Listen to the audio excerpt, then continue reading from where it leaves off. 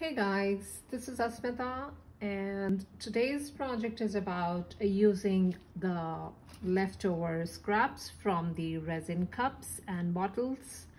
So once we are done with using our mixed up resin, you might have noticed that some of the sides from the cups and everything, so things like these are the resin waste. But what I do is I keep collecting these things, and I see what I can use out of that. For example, these are some real big chunks, and I sure keep collecting them in big bags, and I'll show you what we can do to make good use of these so that these do not end up in trash. Okay, so let's get started. What I did is I collected some of my resin drips from different cups like these ones and the bigger ones, and then I put some real chunky glitter inside, and then I put my resin scraps one by one. You can see these are just those waste resin drips from various projects. Similarly, in this clamshell mold, I have put some of the pieces. So I'm gonna show you what we can do with these. I have my epoxy here, almost 9 ounces of my high performance total boat epoxy, and I'm just done mixing it. But before we start the project, let's just stir it once more real good. Doesn't matter bubbles, no bubbles, because as we progress you will notice that we will get something which would be not so bubbly like it is right now. So today I'm going to be using my favorite pigments from Eyecandy, Ninja Black, Zafri, some of my Sunfire Violet, and Rainbow Green. So what I do here is I have put a little bit of my Sunfire Violet, and one by one let's just start putting our epoxy into these cups. So these are the silicone cups which I use and reuse over years. Let me just grab a couple more of these. So, and I have my stir sticks here. Let me just grab my Ninja Black, one of my favorite blacks to use. Again, let's pour some epoxy in this as well.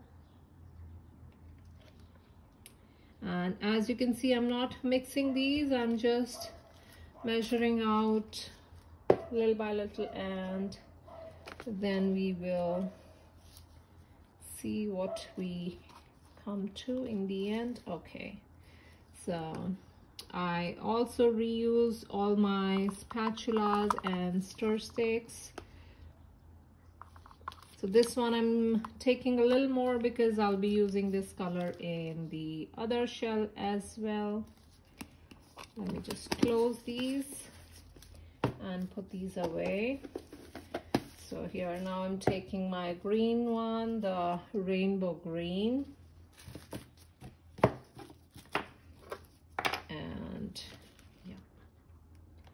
So for the blue one, I'm taking a little more in that, almost double the amount which I took for the other two pigments. Now for the green,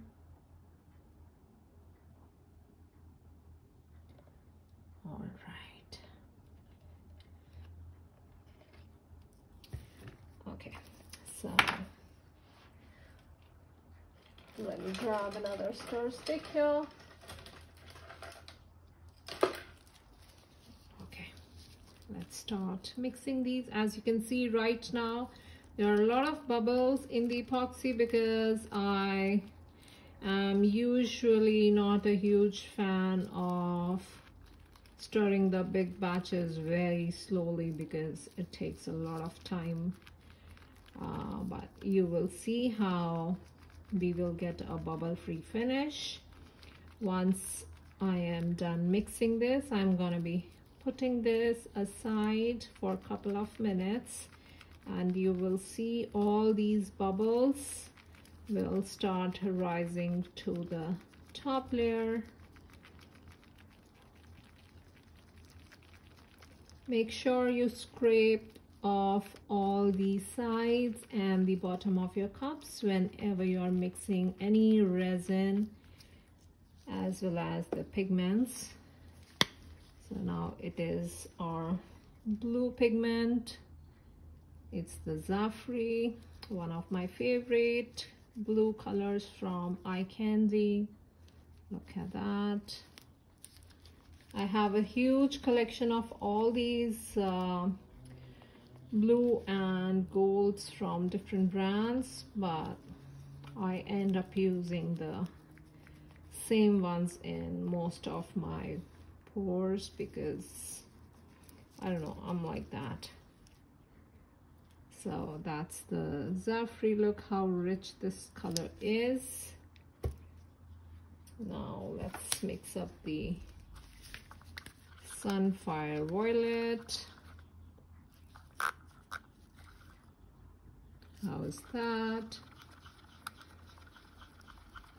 And that's again my stir stick that I have already used in few other projects. So as you can see, this one's really red from this side, and in the front it was white. Now, so I keep doing this. I hate to waste, and today's project is all about reducing waste in your fluid art. So use your resin drips, use your reusable cups, reuse your stir sticks, your spatulas, your cups, everything. I'm now mixing my Ninja Black.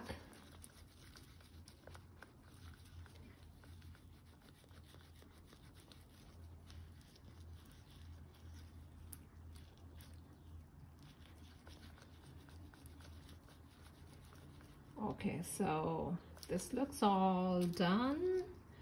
Now I'll show you what I was talking about. All these bubbles have risen to the top. So what I like to do is I once more will stir. Now I'll stir like real easy go. So similarly, if you see in the violet, the bubbles are rising to the top, and some of these are already popping off on their own, but I am still mixing it now very gently.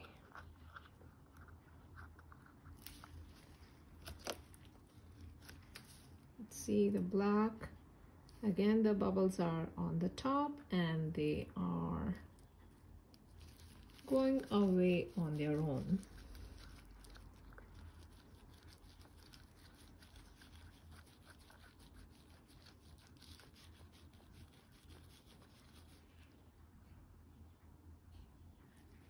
Okay, looks all good. Let me just open the window a little bit more so that more light comes in. It's a rainy day here, so not a lot of light in the studio, and I didn't even switch on my ring light. So all right guys, so what I'm gonna be doing now is, let me just put those behind and put all my cups here so that you can see properly what I'm gonna do. I'm taking my digital heat gun from Wagner, and as you can see, let me just, I think, yeah. So I'll show you what I am going to do with this so that you have an idea of how to use this heat gun as well. I'm switching on, and this is the default setting. So what I'm going to be doing, I'm decreasing the fan speed and then I'm decreasing the temperature. So right now I'll take this to almost 370. Okay, and now I will go and pop those bubbles with my heat gun. I have not put my resin in any warm bath because the temperature is in 50s and it is good for me. Look at how those bubbles rose to the top.